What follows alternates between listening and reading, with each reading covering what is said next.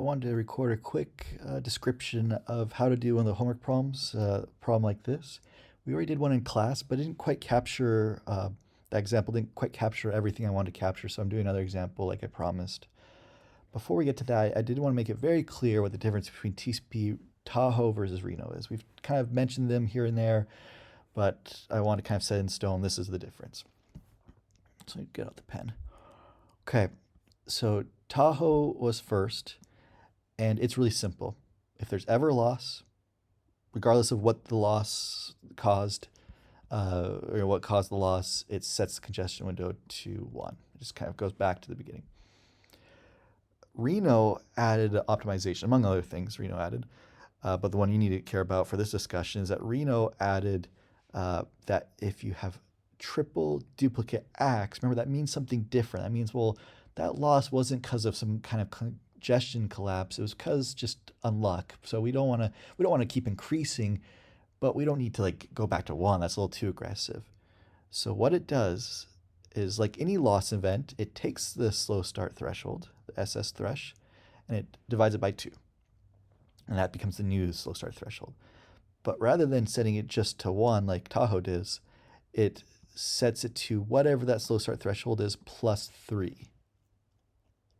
That's only for triple duplicate acts. If there's a timeout or some other kind of loss event, then it follows the same thing that Tahoe does and sets it to 1. So let's go over an example. This hopefully will become more clear. So here's our flow with round trip time on the x-axis and the congestion window size. This is not a little typo. This is the slow start threshold starts out, in this case, as 8.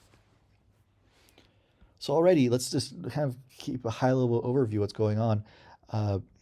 We see slow start, we see some congestion avoidance, we see it dips down, so you should be able to identify why did it dip down, what's the new slow start threshold when it does dip down, and what caused that? Was it because of triple duplicate acts? Was it because of timeout? And so you should be able to identify that. So let's start from the beginning. So here we have our slow start time, or that's the exponential increase. So from here to here is slow start. And it switches out of slow start because it reaches the slow start threshold. So once it gets above that slow start threshold, it will then go into the phase called congestion avoidance. So from roughly like 4 to 9, it goes into congestion avoidance state. Okay, then at this point, it drops down. So it didn't drop down all the way to 1. So what that indicates to me, in this case, is that it was because of the 3 triple duplicate acts. 3 act, I'm just going to put, but it's 3 duplicate acts, so 4 in total. That's why it dropped down by a little bit, not by a lot. Whereas just to get ahead a little bit, this loss right here, that's because of a timeout. So we can go through this and mostly mark every cause of loss, because we look and say, okay, did it go to 1? If it did, it's a timeout.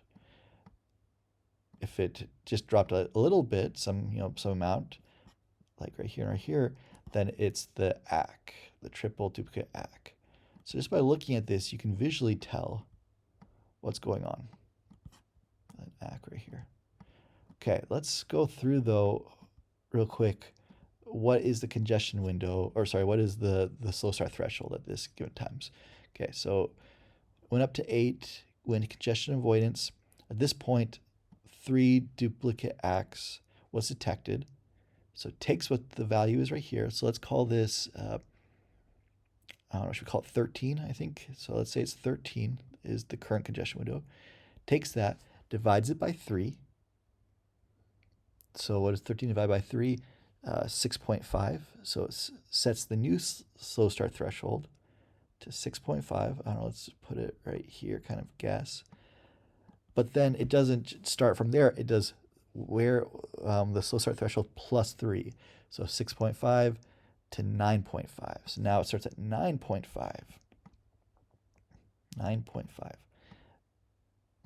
And then it goes up. So this is congestion avoidance right here. Congestion avoidance. Then we have another loss event. at this point right here. And this one we know it's a timeout because it set it back down to 1. So what is the value is at here?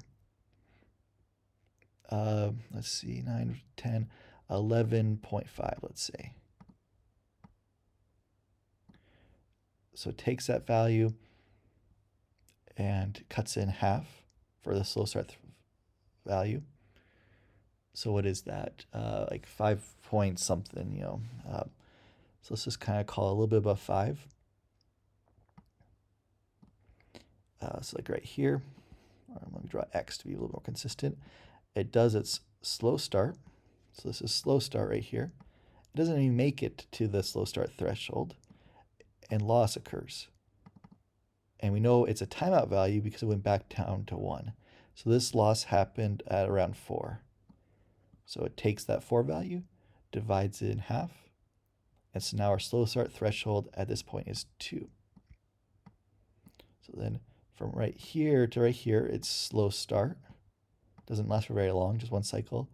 And then after that, because it's now gone past our 2 slow start threshold, let's draw it like that. And it's going to now be in congestion avoidance. Congestion avoidance, CA. Okay. Then some more loss happens. We know it's just due to the triple duplicate acts because it doesn't go back down to 1. So this is at, I don't know, let's say 8. So we now set the value, the slow start threshold to 4. So it's right here. And then where we start out is the slow start threshold plus 3. So 4, 5, 6, 7. So we start at 7. We're now still congestion avoidance until right here, going up. Congestion avoidance. And then some loss happens. We know once again it's because of a triple duplicate act because it doesn't go back down to 1. So say, what was the value here? I'm guessing like it was like 18. Kind of looks like 18 to me. And so that means we divide in half. So it's set to 9. So let's put our X right here. But then we add 3 to it to when there's triple duplicate acts. So we see a slow start threshold of 9 plus 3. So what is that? 12. So it starts at 12, goes up. So now we have our congestion avoidance window. And then finally loss happens. This loss is because of a timeout, because it did go back down to 1. So this timeout, it happened around 14. So now our new slow start threshold value is 7, let's say, right here. And so now this part from here to here is slow start. We would see it, exponentially increase if we kept going, but the graph runs out. Okay, hopefully that makes sense. I guess just to highlight, you can see what's kind of happening here is when we receive a triple duplicate act, we don't keep going, but we drop by a little bit. It just depends on what the conditions are, how high we are, where the, how high the value is when that loss occurs. That dictates how much lower we go. Here, the change wasn't that great, but here the change was much greater, even though they're both acknowledgements. So we're not going to go back all the way down to 1. Because when the triple duplicate act happens, that just means it's not like catastrophic. It's just something we should be aware of, and loss happened for a reason, so we got to be a little careful, but we can kind of go down a little bit and then keep probing up to see if there's more bandwidth.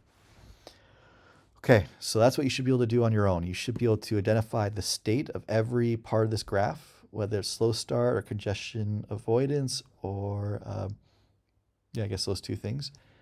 You should be able to identify what caused that loss or what caused it to drop, whether it's because of a timeout or a triple duplicate act. And you should also be able to identify everywhere slow start threshold value changes, or for any given point on the graph, what is the slow start threshold. Okay, that's it. Hopefully this is helpful. We can talk about it more on Monday if you have questions.